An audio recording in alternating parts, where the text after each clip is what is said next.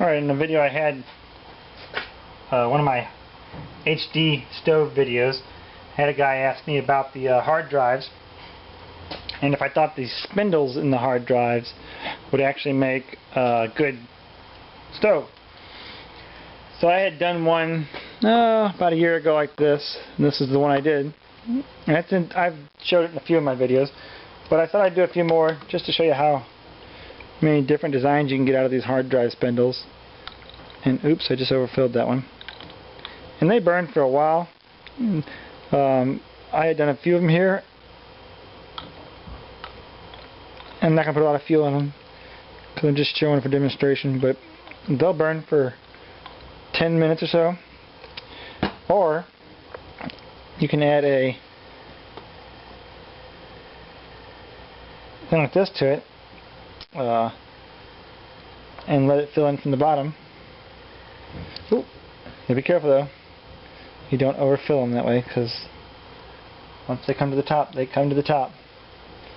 Drain some of it back into the bottle. Alright. Get this all cleaned up a little bit so I don't have a fire, and then we'll get started. Alright, cleaned up my mess a little bit.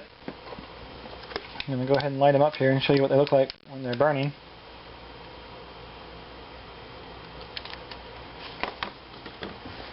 I'll dim the lights here as well so you can see without the light on.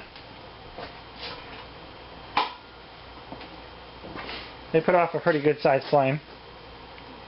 You have to use a pot stand on these. This one has a little cut for the hose here, but it would work on any of them. They put off a pretty nice flame.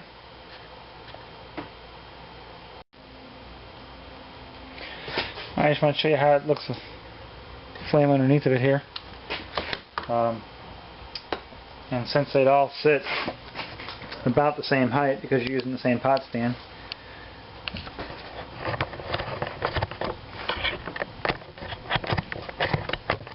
oops, the wrong way, sorry.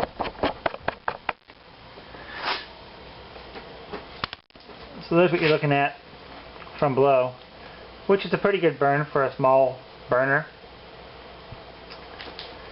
I'll go ahead and turn the light back on and I'll give you some close-ups of these.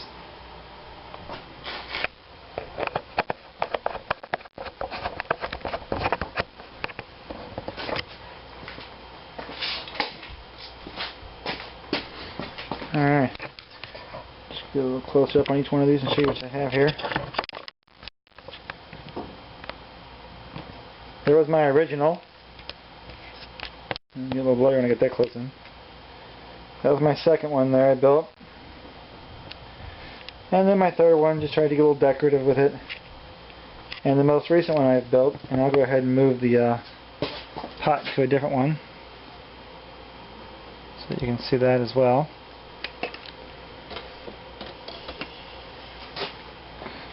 And that one did a little decorative, and I added the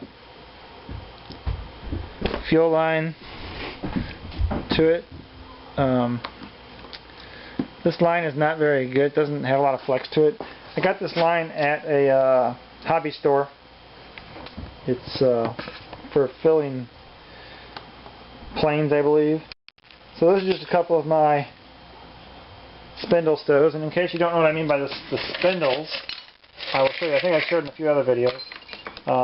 Mostly I'm talking about these here. Those are the spindles I'm using.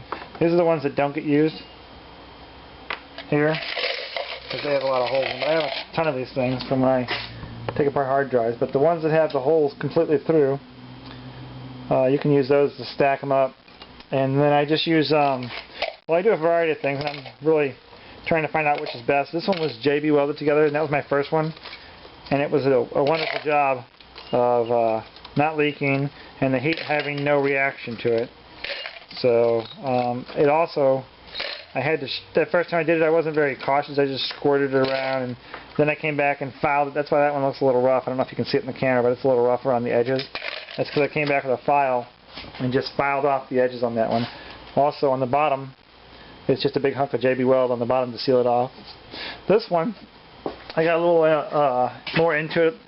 I did it with epoxy, and then it actually has, and I'll try and tilt it here, has a magnetic bottom on it from a hard drive, and then I just epoxied a penny in the bottom of there to keep it from leaking because it had a hole. So that's got a magnet on it that I can put on any kind of washer type base to give it a little more security on the base, a little more stability. So I like that, not a washer, magnet. So I like that magnet theory. This one here, didn't do much more with this one. It was, let me move this over here so I can show you this one. This one here, just put a washer on the bottom of it and sealed it off. It was kind of a plain Jane. It was really shiny until I got the glue on there, and a little bit of glue ran off the edges. Now I haven't tried to clean that up with anything. I possibly could, I don't know. It's once it epoxy seals. I don't know how you'd clean it up, but that's the next one I did. And then my last one I just did. Oops. This one's hard to maneuver with this hose on here because that hose is not very thin and it wants to flip everything around. Oops, not even in the picture. I'm going to burn my hand. This one here, I just put a washer on the bottom of it, and I JB welded this one.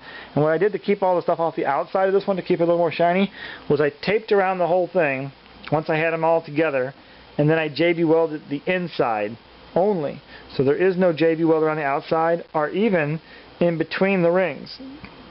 So there's a ring of JB weld on the inside, and I had tapped out the ring. The thick ring on the bottom here is where I was able to tap in to put in the nipple here. So I tapped that out before I even started gluing it together. Taped it off on the inside so the JB weld wouldn't get in the tap. And that's a kind of nice little stove there. I like that one. They're not really that light. I don't have my scale on here, but I would say in comparison to something else, let's see here. What could I compare it to? Yeah, in fact, in comparison to this really large stove that I've built before, you can see that one in another video.